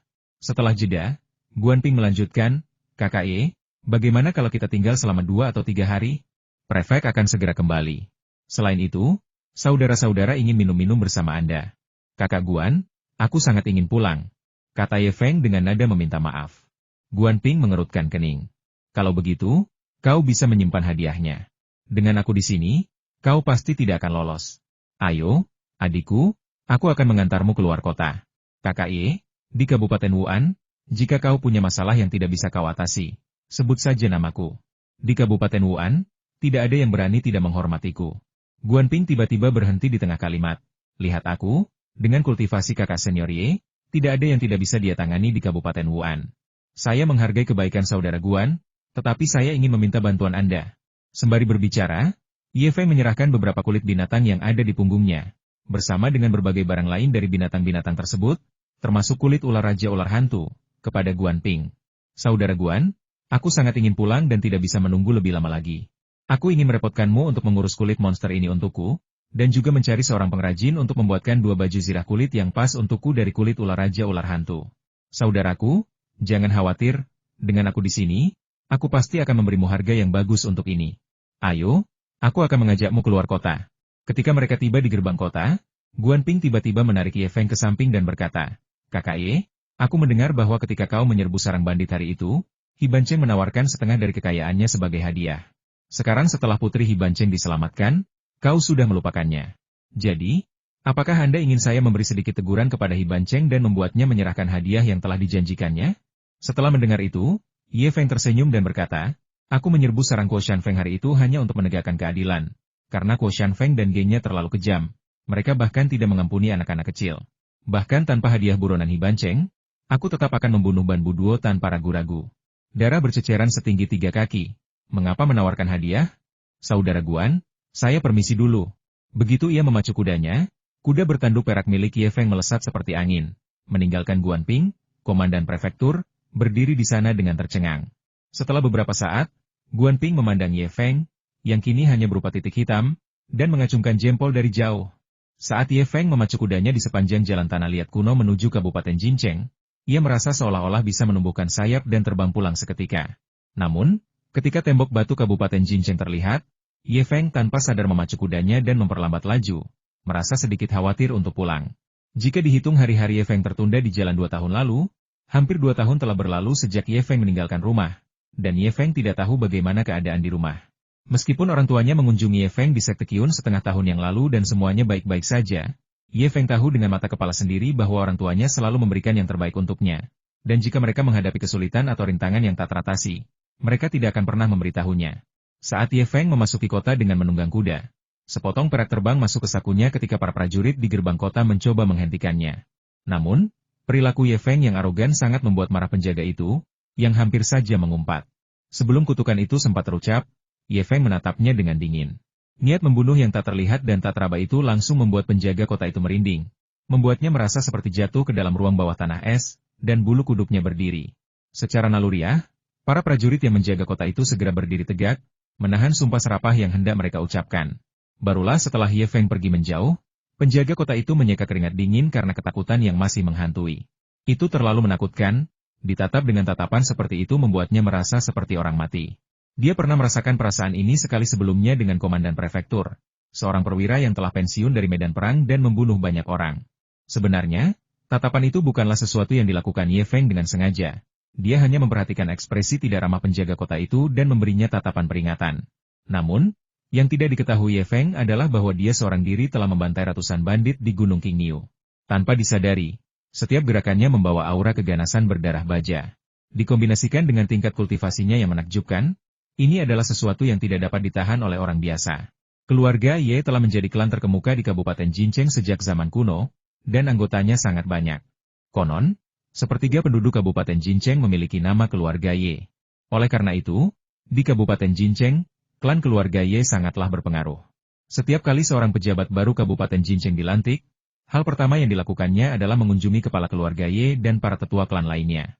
Keluarga Ye memiliki banyak sekali cabang, dan cabang tempat Ye Feng berasal dulunya sangat makmur. Karena itu, mereka memiliki sebuah rumah besar dengan luas yang cukup besar di Kabupaten Jincheng. Namun, dalam 4 generasi terakhir, mereka secara bertahap mengalami kemunduran, dan kekayaan keluarga secara perlahan jatuh ke dalam kehancuran. Saat Ye Feng mendekati rumahnya, ia merenungkan bagaimana cara menyampaikan kabar baik itu kepada orang tuanya setelah mereka bertemu. Lagi pula, yang paling dinantikan oleh Ye Tiancheng dan istrinya adalah Ye Feng menjadi murid luar. Sekarang, Ye Feng tidak hanya mencapai tujuan ini, tetapi telah jauh melampauinya. Sudah saatnya memberitahu orang tuanya dan membuat mereka bangga. Saat Ye Feng turun dari kudanya dan berbelok ke gang, sebuah teriakan yang memilukan tiba-tiba terdengar di telinganya. Jika ada yang berani melangkah maju lagi, aku akan melawan mereka sampai mati. Minggir. 100 hektar tanah itu diperoleh dengan nyawa leluhur keluarga Ye, tak seorang pun dapat mengambilnya. Teriakan dan makian itu sangat melengking, namun juga sangat familiar. Itu ibu. Ekspresi Ye Feng berubah drastis. Dia bahkan tidak repot-repot menuntun kuda dan langsung bergegas masuk ke halaman rumahnya. Di dalam kompleks keluarga Ye, ayah Ye Feng duduk terkulai di ambang pintu, memegangi dadanya, sedikit darah masih terlihat di sudut mulutnya. Tampaknya menderita luka serius. Ibu Ye Feng, Mi Jiangsui, dengan rambut acak-acakan, mengacungkan pisau dapur ke arah 5 atau 6 pria bertubuh kekar, mengumpat tanpa henti. Ye Misi, ini keputusan klan, dan kau tidak bisa menentangnya. Jangan berpikir bahwa hanya karena kau bersikap seperti wanita cerewet, aku tidak bisa berurusan denganmu. Jika aku tidak ingin dicap sebagai orang yang menindas wanita, aku bisa mengurusmu hanya dengan 1 jari, teriak Ye Zian, kepala pelayan keluarga Ye. Serahkan surat kepemilikan tanah itu sekarang juga, atau aku akan mengambil tindakan. Ancam Ye Zian. Kamu berani? Dua teriakan marah terdengar bersamaan. Teriakan pertama, agak samar, berasal dari Ye Tiancheng, ayah Ye Feng yang terluka dan terjatuh. Namun, teriakan kedua berasal dari Ye Feng, yang telah bergegas mendekat. Suaranya seperti guntur di musim semi, membuat gendang telinga semua orang di keluarga Ye terasa sakit. Saat semua orang di keluarga Ye menoleh, Ye Feng bergegas masuk seperti embusan angin. Dua pelayan keluarga Ye yang menghalangi jalan Ye Feng terlempar oleh Ye Feng. Ibu, apakah ibu baik-baik saja? Saat melihat Ye Feng muncul, Mi Jiangsui, yang selama ini bertarung melawan seluruh keluarga Ye sendirian, tiba-tiba lemas dan hampir jatuh ke tanah jika Ye Feng tidak menangkapnya. Sambil membantu ibunya, Ye Feng dengan cepat meletakkan tangannya di pergelangan tangan ayahnya, Ye Tiancheng, untuk memeriksa denyut nadinya. Setelah pemeriksaan singkat, ia merasa lega karena luka ayahnya tidak terlalu serius. Ia hanya mengalami luka dalam akibat syok. Melihat putranya kembali, Mi Jiangsui merasa seolah-olah telah menemukan penopang, dan dia dengan lembut bersandar ke pelukan Ye Feng. Tak lupa memberikan kotak kayu yang dipegangnya kepada Ye Feng. Nak, kau akhirnya kembali. Bajingan-bajingan terkutuk itu benar-benar mengklaim bahwa 100 hektar tanah warisan keluarga kita adalah milik klan dan ingin mengambilnya kembali. Kau harus mengerti, meskipun itu mengorbankan nyawamu, kau tidak bisa menyerahkannya kepada mereka. Jangan dengarkan ibumu, serahkan saja pada mereka. Kata Ye Tiancheng terengah-engah sambil meraih bahu Ye Feng. Ayah, ibu, kalian istirahatlah. Serahkan ini padaku. Ye Feng memberikan pil penyembuhan kepada ayahnya. Matanya berlinang air mata, dan dia tiba-tiba berdiri. Ye Feng, kau kembali. Waktu yang tepat. Kau putra sulung dari cabang ini, jadi kau harus menyerahkan masalah ini. Ini keputusan klan, lihatlah. Ye Zian terbatu pelan dan menyerahkan selembar dokumen kepada Ye Feng. Siapa yang melukai ayahku? Tanya Ye Feng dengan tegas, tanpa menunjukkan niat untuk mengambil dokumen yang diberikan Ye Zian kepadanya. Katakan padaku, siapa yang menyakiti ayahku? Ye Feng meraung marah, dan beberapa pelayan keluarga Ye merasa terintimidasi oleh aura Ye Feng. Semuanya mengalihkan pandangan mereka ke Ye Zian. Melihat itu, Ye Zian berteriak marah, Ye Feng, bagaimana kau bisa bicara seperti itu? Menurut urutan senioritas, aku adalah paman klanmu. Ayahmu menolak untuk melaksanakan keputusan klan, dan akulah yang melukainya. Lalu kenapa? Itu kamu? Ekspresi Ye Feng mengeras, tatapannya tertuju pada Ye Zian, dan dia melangkah mendekati Ye Zian. Terkejut oleh aura Ye Feng yang mengintimidasi, Ye Zian awalnya tercengang, lalu meraung marah. Apa? Kau hanya mempelajari beberapa gerakan di luar, dan kau berani menantang orang yang lebih tua darimu? Akan kuberi kau pelajaran. Dengan teriakan penuh amarah, Ye Zian melayangkan pukulan tepat ke dada Ye Feng. Ekspresi jijik terlintas di mata Ye Feng. Kekuatan tinju dan kecepatan kultivator tingkat 4 puncak penyempurnaan darah tampak sangat lambat di hadapannya. Energi sejati berkelebat di antara jari-jari Ye Feng. Mengingat orang tuanya berada di belakangnya, terutama ibunya yang sangat ketakutan hari ini, dia tahu dia tidak boleh takut lagi. Jadi Ye Feng dengan paksa menekan niat membunuh yang melonjak itu. Untungnya Ye Zian tidak menyerang Mi Jiangsu lebih awal. Jika tidak, Ye Feng pasti akan memenggal kepala Ye Zian begitu dia menyerbu masuk. Ye Zian tidak menyadari bahwa pada saat itu, dia baru saja lolos dari kematian. Tetapi meskipun demikian, di mata Ye Feng, dia sudah setengah mati. Bang! Ye Feng membalas pukulan itu dengan pukulan yang benar-benar tanpa hiasan. Bahkan tanpa menggunakan energi sejatinya. Dia sepenuhnya mengandalkan kekuatan murni tubuh fisiknya. Klik! Lengan kanan Ye Zian menekuk pada sudut yang sulit dipercaya. Seketika membuatnya menjerit seperti babi yang disembelih. Namun, mimpi buruknya baru saja dimulai. Dor dor dor. Dengan serangkaian pukulan telapak tangan, Ye Feng memutus lengan dan kaki Ye Zian. Pukulan terakhir membuat Ye Zian terlempar ke belakang, memuntahkan darah. Tangan siapa yang melawan ayahku? Ye Feng meraung sambil bergegas menghampiri Ye Zian yang sedang memuntahkan darah. Ye Feng, kamu. Saat Ye Zian merintih kesakitan, mencoba mengatakan sesuatu, Ye Feng menginjaknya dengan keras menggunakan satu kakinya. Ca-ca-ca. Tiba-tiba terdengar suara yang sangat keras dan mengerikan, dan Ye Zian tak kuasa menahan jeritan kesakitan. Dalam sekejap mata, lengan kanan Ye Zian diremukan oleh Ye Feng. Tepat ketika Ye Feng hendak menginjaknya lagi, suara ayahnya, Ye Tiancheng, terdengar dari belakang, Feng berhenti. Barulah kemudian para pelayan keluarga Ye bereaksi, berteriak panik sambil berusaha melarikan diri dari kompleks keluarga Ye. Tetapi Ye Feng tidak membiarkan mereka lolos begitu saja. Dia menendang masing-masing dari mereka keluar dari kompleks, menyebabkan setidaknya 3 tulang rusuk mereka patah. Hal ini hanya terjadi karena ayah Ye Feng mencegah mereka. Jika tidak, mengingat nafsu membunuh Ye Feng yang meningkat pesat selama periode ini, nasib orang-orang ini tidak akan lebih ringan daripada nasib Ye Zian. Tunggu, kembalilah. Tepat ketika para pelayan keluarga Ye hendak melarikan diri, Ye Feng meneriakkan agar mereka kembali. Singkirkan anjing tua ini dari sini, agar dia tidak mengotori halaman saya. Beberapa pelayan keluarga Ye yang pincang dan patah lengan mengangkat Ye Xian, yang semua anggota tubuhnya patah, dan hendak pergi ketika Ye Feng memanggil mereka kembali. Tunggu. Mendengar jeritan Ye Feng, Ye Xian, yang masih menjerit kesakitan, merasa bulu kuduknya berdiri. Dia telah sepenuhnya merasakan teror Ye Feng dan takut Ye Feng akan melakukan sesuatu padanya lagi. Mendekati kota itu, Ye Feng mengeluarkan surat tanah dari kotak kayu yang selama ini dijaga mati-matian oleh ibunya, melambaikannya ke arah Ye Xian, dan berkata, "Kau menginginkan surat tanah ini? Biar kukatakan, kami tidak peduli." Ye Xian menggelengkan kepalanya dengan panik. Dia tidak akan berani mengambil surat kepemilikan tanah itu bahkan jika dia memiliki 10 nyawa. Plak! Ye Feng menampar kotak kayu dan surat tanah itu ke wajah Ye Xian, membuat wajah Ye Xian memerah.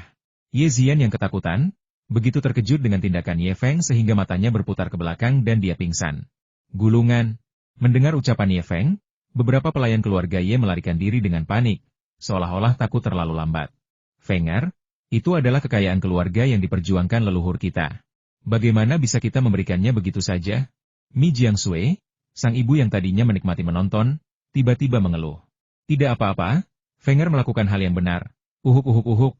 Hanya saja hari ini setelah mengatakan ini, sang ayah, Ye Tiancheng, mulai batuk hebat. Ye Feng bergegas mendekat dan mulai memijat punggung ayahnya. Ayah, ibu, jangan khawatir. Seberapapun besarnya kerugian yang mereka ambil hari ini, mereka harus membayarnya kembali 10 kali lipat atau 100 kali lipat di masa depan. Nyata, mata ibu Mi Jiangsui berbinar, tetapi ayah Ye Tiancheng tampak khawatir. Aku khawatir keluarga Ye tidak akan membiarkan masalah ini begitu saja. Ayah, ibu, aku punya kabar baik untuk kalian. Aku sekarang telah menjadi murid luar sekte Qiyun. Setelah membantu orang tuanya masuk ke rumah, Ye Feng segera memberitahu mereka kabar baik tersebut. Yang mengejutkan Ye Feng, orang tuanya sama sekali tidak menunjukkan keterkejutan saat mendengar kabar baik itu. Ekspresi mereka setenang mungkin. Beberapa bulan yang lalu, Ye Feng masih berjuang untuk lulus ujian tahunan bagi murid rendahan. Tetapi sekarang dia telah menjadi murid luar. Siapa yang tidak akan terkejut mendengar hal itu? Fenger, kita sudah tahu kabar ini beberapa hari yang lalu. Aku sudah tahu. Putraku adalah yang terbaik. Melihat kabar baik putranya disambut dengan dingin, Mi Jiangsui buru-buru berkata. Setelah pulih, Ye Tiancheng, sang ayah, menghela napas, nasib buruk. Untung kau sudah kembali. Di rumah, kau bisa hidup tenang apapun yang terjadi. Itu jauh lebih baik daripada mati secara tragis di dunia persilatan. Ye Feng merasa semakin tidak masuk akal dan heran. Kepulangannya hari ini seharusnya menjadi momen kejayaan bagi leluhurnya. Tetapi bagaimana bisa berubah menjadi kemalangan dan kematian tragis di dunia persilatan?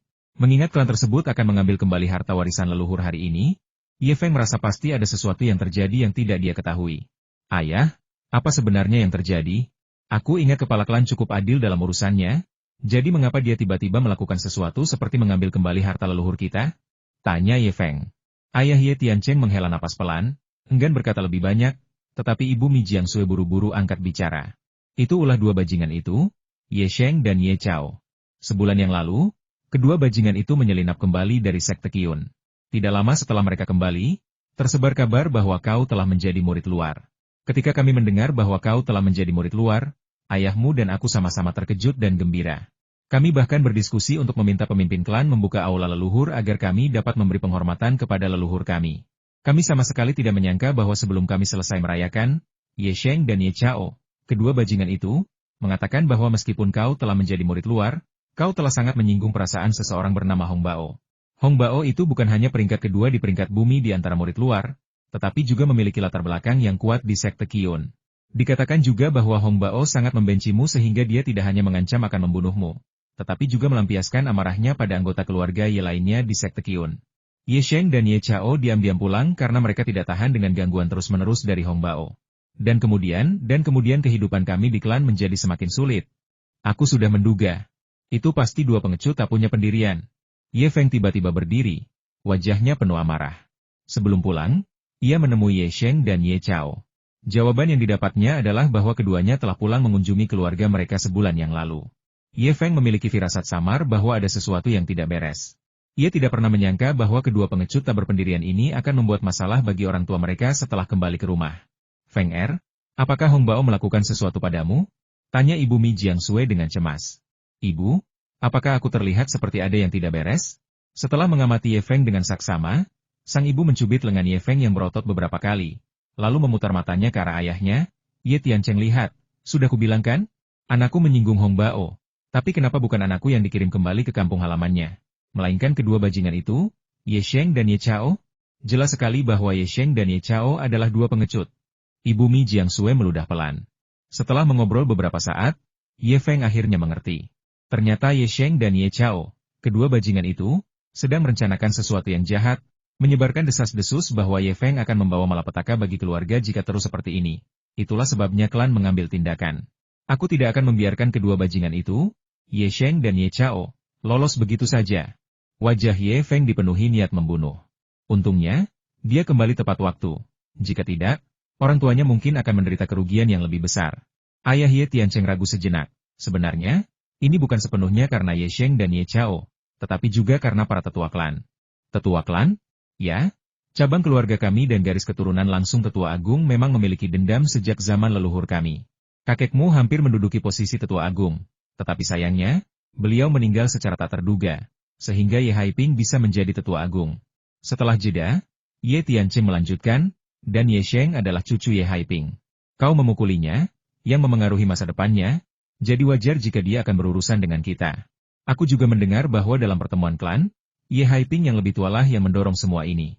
Fenger, tetua Ye Haiping memiliki pengaruh yang sangat besar di dalam klan. Sekarang setelah kau melumpuhkan putra ketiganya, kau harus segera kembali ke Sekte Qiyun. Aturan Sekte Qiyun jelas selama kau tidak menimbulkan masalah, tidak ada yang bisa menyentuhmu. Ayah, kumohon jangan bicara lagi. Anakmu sudah tidak sama seperti dulu. Serahkan masalah ini padaku. Sebelum Ye Feng selesai berbicara, seseorang tiba-tiba masuk ke halaman dan bertanya dengan lantang. Saudara Tiancheng, apakah Anda di sini? Ini Wu, kepala pengawal dari agensi pengawal. Cepat keluar dan periksa. Ketika keluarga Ye Feng keluar untuk menyambut mereka, seorang pria pendek dan gemuk berdiri di halaman, tampak agak canggung. Kepala guru Wu, cepat masuk, cepat masuk. Karena Anda sudah di rumah, kenapa tidak masuk dan duduk saja? Ye Tiancheng menyambutnya dengan hangat. Wu, kepala pengawal, semakin ragu-ragu. Setelah menggosok-gosokkan tangannya beberapa kali, akhirnya dia berkata, Saudara Tiancheng, jangan masuk dulu. Saya di sini untuk memberitahukan sesuatu atas nama agensi pengawal. Apa kabar? Mulai besok, kamu tidak perlu lagi datang ke agensi escort untuk bekerja, kata Wu, kepala escort tersebut. Ekspresi Ye Tiancheng berubah, dan dia tanpa sadar bertanya, mengapa? Saya tidak pernah melakukan kesalahan dalam pekerjaan saya. Kakak Ye, kau tahu alasannya. Aku pergi sekarang. Dengan itu, Wu si pengawal pergi dengan cepat. Ekspresi Ye Tiancheng dan Mi Jiangsui berubah sangat muram saat itu. Setengah dari pendapatan keluarga Ye Feng berasal dari lahan pertanian seluas 100 hektar, dan setengah lainnya sebagian besar berasal dari pekerjaan Ye Tiancheng di agen jasa pendamping. Awalnya, bahkan setelah lahan pertanian 100 hektar itu diambil, Ye Tiancheng masih memiliki pekerjaan di agen jasa pendamping untuk menafkahi keluarganya. Namun kini, tanpa alasan yang jelas, ia kehilangan pekerjaannya di agensi jasa pendamping. Ye Haiping, kau benar-benar sudah keterlaluan.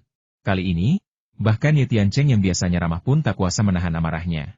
Ibunya yang pemarah, Mi Jiangsui, bahkan lebih murka dan ingin keluar menemui tetua klan, Ye Haiping, menanyakan apakah dia memberikan jalan keluar bagi orang-orang.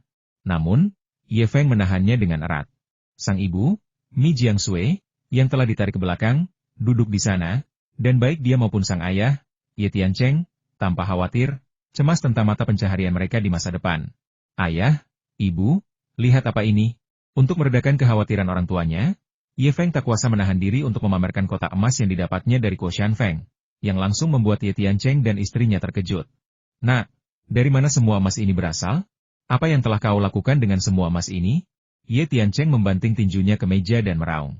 Ye Feng tersenyum kecut dan buru-buru menjelaskan asal-usul emas tersebut. Ia harus menggunakan semua kata-katanya untuk meyakinkan ayahnya bahwa ia memperolehnya dengan mengalahkan para bandit gunung. Ayah, ibu, kalian bisa menggunakan 3.000 tael emas ini sesuka kalian. Belilah ratusan atau ribuan hektar tanah, dan beberapa toko. Jadilah pemilik tanah besar dengan damai dan nyaman. Ibu, besok, pergilah ke pasar tenaga kerja dan pekerjakan beberapa pembantu rumah tangga. Halaman ini sangat luas, dan ibu mengurus semuanya sendiri. Ini terlalu berat bagi ibu. Mengapa? Ibu Mi Jiangsui menjawab dengan gembira, dan menyenggol ayahnya, Ye Tiancheng, dengan sikunya. Lihat, Putraku benar-benar mampu, dia bisa membuatku menikmati hidup secepat ini. Ye Tiancheng tersenyum kecut. Menurut Feng Er, kita harus membeli sebidang tanah. Namun, kita tidak bisa menghabiskan semua emas dan perak. Kita perlu menyisakan sebagian untuk kultivasi Feng Er. Semakin tinggi tingkat kultivasinya, semakin mahal pilnya. Oh, benar, sekarang kita sudah punya uang dan Feng Er sudah kembali. Kita harus mengurus masalah itu. Ibu Mi Jiangsui melirik Ye Feng dan berkata dengan penuh teka-teki.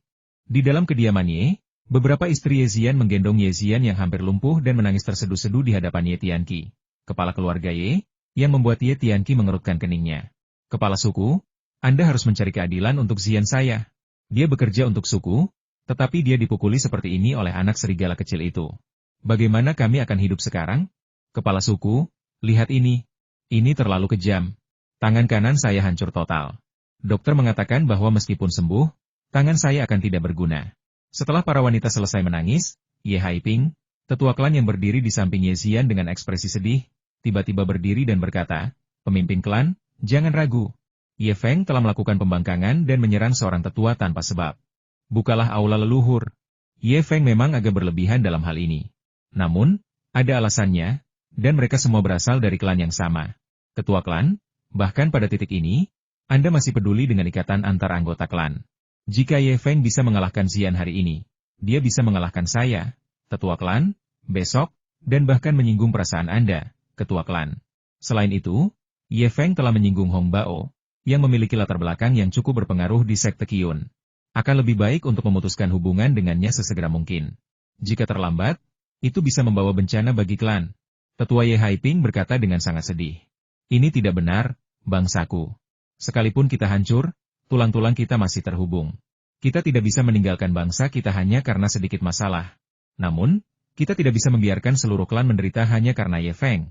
Dan kita juga tidak bisa menghancurkan masa depan generasi muda lainnya di klan. Ketua klan, mari kita selesaikan masalah ini di sini. Pertemuan tahunan klan akan diadakan 6 hari lagi. Pada saat itu, mari kita usir sepenuhnya cabang Ye Tiancheng dari klan.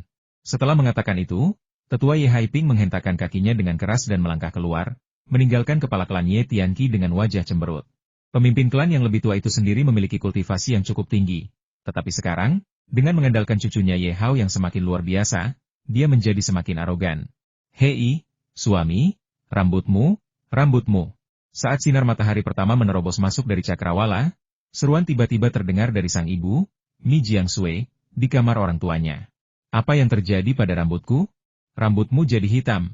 Benar-benar hitam. Rambut putih di pelipismu semuanya berubah menjadi hitam dalam semalam." Suara Mi Jiangsui terdengar terkejut. Ye Tiancheng, yang sedang memegangi pelipisnya, tiba-tiba membeku, menatap kosong ke arah istrinya, Mi Jiangsui. Ia tak kuasa menggosok matanya beberapa kali. "Apakah aku sedang bermimpi?" Setelah mengatakan itu, Ye Tiancheng mencubit pahanya dengan keras. "Ada apa? Ada apa? Apa yang terjadi?" Tanya Mi Jiangsui dengan cemas. "Di usia 18 tahun, kulitmu telah berubah-berubah persis seperti saat kau pertama kali menikah dan masuk ke keluarga ini di usia 18 tahun. Ye Tiancheng menatap istrinya, jantungnya berdebar kencang. "Benarkah?" seru Mi Jiangsui, melompat dari tempat tidur tanpa alas kaki dan bergegas ke cermin, di mana dia langsung terkejut. Mungkinkah orang di cermin dengan kulit halus dan bercahaya, yang tampak seperti seorang gadis muda, adalah diri saya sendiri?